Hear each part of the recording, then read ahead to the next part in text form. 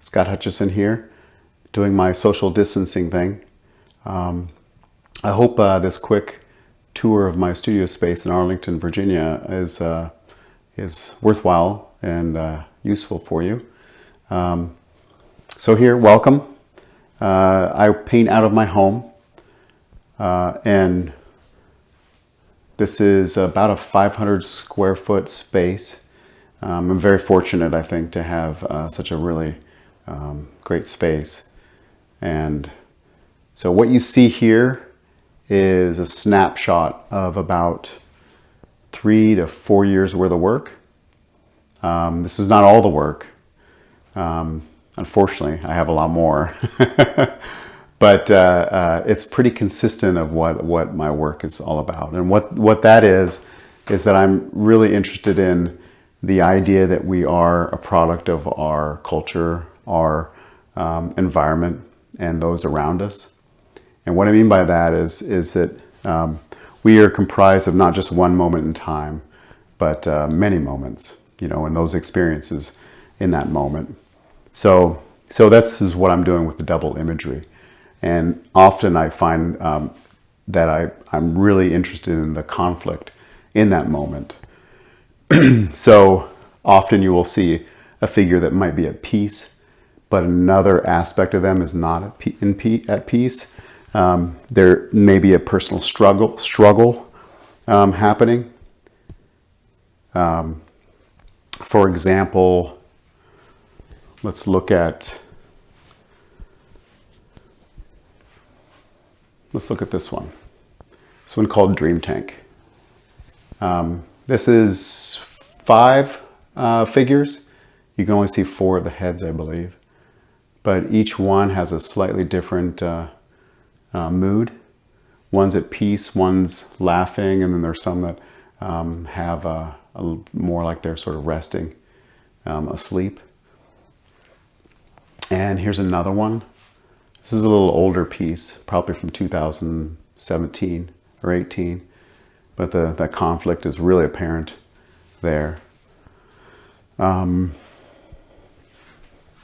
Here's a piece called The Space Between, and it is about 44 inches tall and 30 inches wide. And this is 2 separate individuals, and one in back is sort of struggling to break free, or breaking between, the one in front. I don't know if you can see that.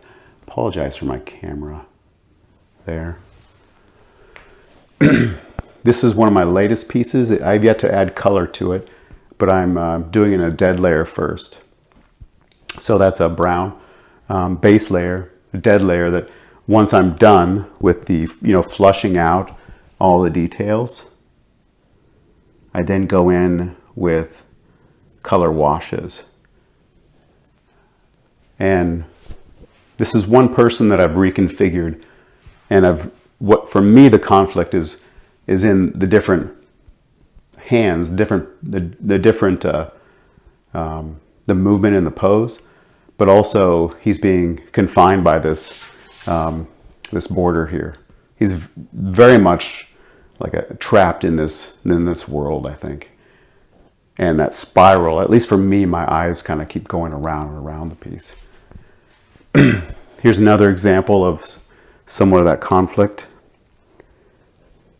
or 2 different scenarios happening at the same time, where she's looking at us and the other is looking away. So these are on aluminum as well as linen, and most of my work on aluminum, why I started doing it is I wanted to create these different shapes. And so I purchased some aluminum, routed them out, and sanded and gessoed and started painting on it. And then to hang them, what I discovered is I can adhere another frame to the back, and that allows me to hang it, and it still has some presence off of the wall.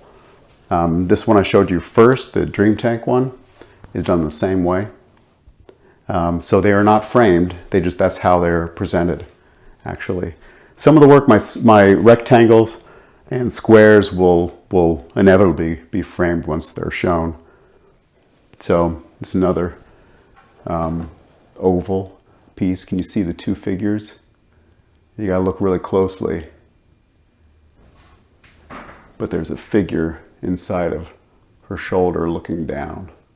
And there's a little bit of another arm and hand coming through. So I hope you find that interesting. Wish you were here. You could ask some questions and I could fill you in on the method of my madness. So thanks for watching. Hopefully you found this useful, and stay healthy. All right. Thank you. Bye-bye.